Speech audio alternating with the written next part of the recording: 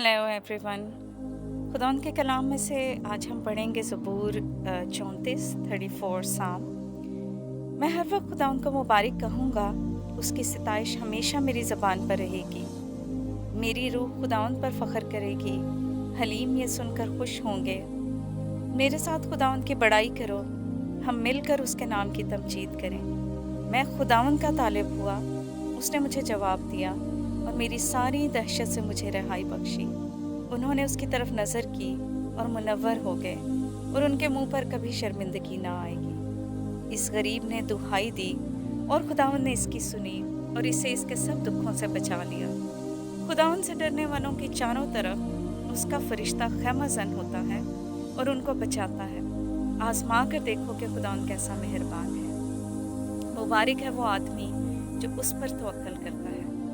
खुदावंद से डरो ए उसके मुकद्दसो, क्योंकि जो उससे डरते हैं उनको कुछ कमी नहीं। बबर के बच्चे तो हाजतमंद और भूखे होते हैं, पर खुदावंद के तालिब किसी नेमत के मोहताज ना होंगे। ये 34 ज़बूर जो है उसकी मैंने 10 आयात पढ़ी हैं। इस पूरे ज़बूर को आप पढ़िएगा। कई दफ़ा हम महसूस करते हैं कि खुदावंद मुझसे बात नहीं करता, लेकिन हम खुदा की हज़ूरी में अपने वक्त को उतना स्पेंड ही नहीं करते। हम उसके कलाम को पढ़ते ही नहीं हैं। जब हम उसके कलाम को पढ़ते हैं, वक्त गुजारते हैं उसके साथ, तो हमें बातें भी समझिए हमारी रहनुमाई के लिए कलाम लिखा गया है। इसको पढ़ें और हमें महसूस होगा कि खुदा हमसे बात कर रहा है, हमसे कलाम में हम ये पढ़ते हैं कि लिखा है, मैं हर वक्त खुदा को मुबारक कहूँगा। यानी कि कोई टाइम लिमिटेशन नहीं है, हालात किस तरह के ये नहीं लिखा, हर वक्त। और मेरी रूह अपने आप पर नहीं, दूसरी आयत है, खुदावंद पर फ़ख्र करेगी। अपने आप पे हम फ़ख्र नहीं कर सकते। इस ज़बूर की एक आयत मैं आपके सामने पढ़ती। इसकी 15वीं आयत है, खुदावंद की निगाह सादिकों पर है और उसके कान उनके फरियाद पर लगे रहते हैं। तो जब भी इसकी इंग्लिश हम ट्रांसलेशन पढ़ते हैं तो राइचियस का वर्ड इस्तेमाल होता है, और यानी हम ऐसे नहीं हो सकते जिनसे कोई गलती, कोताही या ख़ता ना हो। क्योंकि जितना भी हम परफेक्ट होने की कोशिश करें, हम इंसान हैं और हम में कमियां हैं और हमसे गलतियां होती हैं बार बार। लेकिन ये राइचियसनेस क्या है?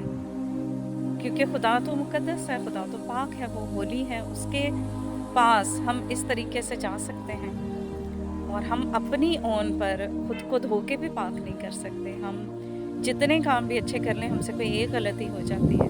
तो जो खुदा है वो तो परफेक्ट है, हम परफेक्ट हो सकते हैं अपनी ओन पर। तो वो राइचियसनेस कैसे हमें मिल सकती है? वो मसीह है जिसने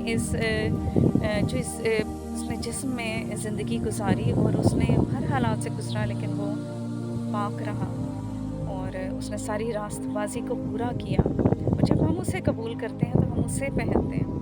खुदा हमें मसीह की सूरत को देखता है, क्योंकि उसने कहा है कि मैंने तेरी सूरत अपनी हथेली पर खोद रखी है। जब हम उस मसीह को, जो रास्तबाज था और जो ज़िंदा उठाया गया और जो बाप की दाहिनी तरफ बैठा है और जिसने आना है और जिसने अदालत करनी है, मुझे उसे कबूल करने की ज़रूरत है।